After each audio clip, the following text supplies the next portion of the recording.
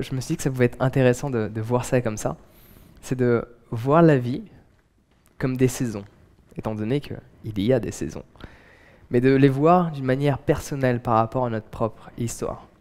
Donc, dernière nouvelle, il y a 4 saisons, et chaque année, c'est la même chose. On est d'accord là-dessus? Tu ne peux pas changer les saisons, mais tu peux changer qui tu es.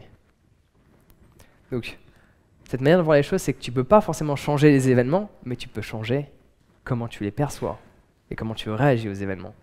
Ça reste le même principe. Donc du coup, il y a les hivers.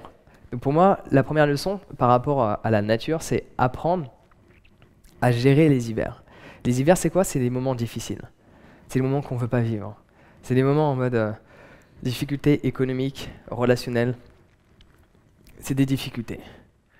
Mais si on arrive à ne pas se plaindre durant ces difficultés et à les affronter, peut-être que ça peut être intéressant par la suite. Souvent, dans ces difficultés, du coup, on se dit différentes choses. J'aimerais qu'il y ait moins de problèmes. Pourquoi ça m'arrive à moi? Non, au lieu de vouloir moins de problèmes, pourquoi pas vouloir plus de compétences? Parce que ce qui est difficile pour toi peut être facile pour une autre. La différence, c'est votre expérience ou votre perception de la situation. Donc, il faudrait juste à nouveau changer les mots qu'on utilise. Les mots qu'on utilise constamment, qui tournent dans notre tête, ont trop d'importance. Il faut que tu fasses en sorte d'en prendre conscience en fait de tes pensées. Essaie de prendre conscience de tes pensées. La deuxième leçon de la nature, c'est prendre avantage des printemps. C'est le moment où on commence à enfin sortir de cette période difficile, et là on a cette énergie qui vient en nous. On a cette énergie parce que, ok, j'ai réussi, c'est bon, ça c'est derrière moi. À ce moment-là, on arrive à une sorte de pic de performance. Si vous essayez de vous souvenir à certains de vos problèmes, que ce soit des problèmes relationnels ou quelque chose économique, une fois que vous avez réussi à vous en sortir, il y a ce moment de renaissance, d'une certaine manière. Là, il y a un pic énergétique, il y a un pic de performance qui peut se faire. Et c'est là où il faut redoubler d'efforts. C'est pas là où il faut se dire, ok, c'est bon, je suis sorti d'affaires. Non, là, faut mettre bouchée double. Ce moment-là, il est super important parce que c'est là où tu peux te reconstruire.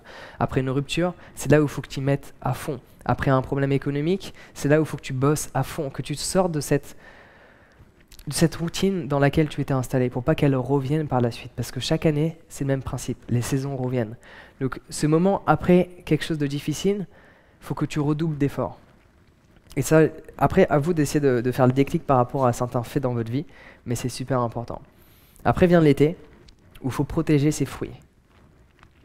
Si tu regardes la nature, tu observes la nature, il y a un terme pour ça, je crois que c'est le biomimétisme, il me semble que c'est ça. C'est observer la nature et créer des systèmes en apprenant d'elle. Et quand tu regardes les choses les plus extraordinaires qu'on crée, et quand tu regardes la nature, par d'où ça vient, tu dis ok, on n'a pas de niveau encore. Vraiment, c'est super important. Notamment, c'est ce mec Idriss Aberkan, qui est très intéressant, il parle de ça aussi, et de neurosciences. Là où je veux en venir, c'est que quand tu regardes la nature, tous les fruits vont se faire investir. Il va y avoir des insectes qui vont vouloir manger les fruits. Chez nous, c'est un peu le même principe. Quand tu es positif, il va toujours y avoir des gens qui vont vouloir prendre un peu de ta positivité. Quand tu as du succès, il y a des gens qui vont vouloir te dénigrer. Quand tu réussis quelque chose, il y a des gens qui vont vouloir te rabaisser. C'est ça, protéger ses fruits. Une fois que tu as réussi à fournir des efforts et que tu as réussi quelque chose, que ce soit dans ton énergie, intérieurement ou dans le monde physique, il va y avoir toujours, moi j'appelle ça plus des challenges, qui vont vouloir justement prendre des fruits qui sont là. Il faut que tu apprennes à les protéger intérieurement, en restant calme face aux situations, à ne pas réagir comme ça. Parce que quand tu réagis, tu n'as pas le temps de réfléchir.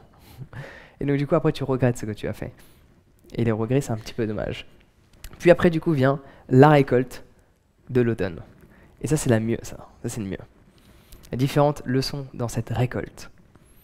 Premièrement, ne t'excuse pas des résultats que tu as eus. Deuxièmement, ne te plains pas des échecs que tu as eus. Tu as uniquement ce que tu mérites. Où tu es dans ta vie aujourd'hui, relationnellement, professionnellement, personnellement, c'est grâce ou à cause de toi. Point. Grâce ou à cause de toi. Et si tu as des excuses qui tournent dans ta tête, essaie de les mettre de côté et de réaliser que cette liste de « Ah, non, alors attends, je suis pas né dans la bonne famille, Il y a le gouvernement, il y a les taxes, c'est mon éducation, c'est mon voisin, il n'a pas voulu me prêter d'argent, c'est ceci, c'est cela. Non, non. Sur ta liste, il y a un problème, il n'y a pas toi. Et durant longtemps, j'avais cette liste où je prenais plein de personnes comme étant responsables de ma situation. Mais le truc le plus marrant sur cette liste, il n'y avait pas moi, alors que c'est moi quand même qui est responsable de ma vie. Il y a des gens, ils peuvent nous influencer, ils peuvent nous aider, mais c'est quoi une personne qui t'aide? T'as une jambe qui est cassée, il y a une personne qui va t'aider, qu'est-ce qu'elle fait? Elle va pas forcément te porter, H24, elle peut te soutenir par moment, t'aider à prendre l'habitude de marcher sur une jambe, mais elle va pas marcher à ta place. Il y a cette chose qui dit, si tu veux apprendre à nager, il faut sauter dans l'eau. Tu vas pas apprendre à nager si tu es sur le dos d'une personne, comme on l'a tous fait quand on était jeunes, ou sur le dos de notre père ou de notre mère, et t'apprends pas à nager comme ça. T'apprends à nager quand t'es dans l'eau. Et si tu coules, c'est de ta faute. Parce que tu sais pas flotter. Et si tu flottes, c'est grâce à toi. Parce que tu fais en sorte de flotter. T'as compris la technique, on te l'a enseigné, ou peu importe d'où que ça provient. Mais c'est grâce ou à cause de toi. Et prendre ses responsabilités, c'est une forme de maturité. On dit qu'on est mature à partir de 18 ans, ou je sais pas quoi. Non, non, t'es mature à partir du moment où tu dis que j'ai foiré. C'est ma faute. C'est ma faute si je suis là, ou c'est grâce à moi si je suis là. Point. C'est super important. Donc peu importe les résultats de tes actions, prends-en une entière responsabilité. S'il te plaît, prends-en une entière responsabilité, je peux t'assurer que toute ta vie, elle va changer. Et même quand parfois c'est pas à 100% ta faute, c'est plus la faute de quelqu'un d'autre, dis-lui, c'est ma faute. Dis quand même, c'est ma faute. Mais sincèrement, dis pas, non c'est bon, c'est ma faute. Non, non, pas comme ça. C'est ma faute. Dis-le différemment et je peux t'assurer que les choses vont changer. Parce que tu auras le contrôle. Quand c'est pas ta faute, c'est pas toi qui décide.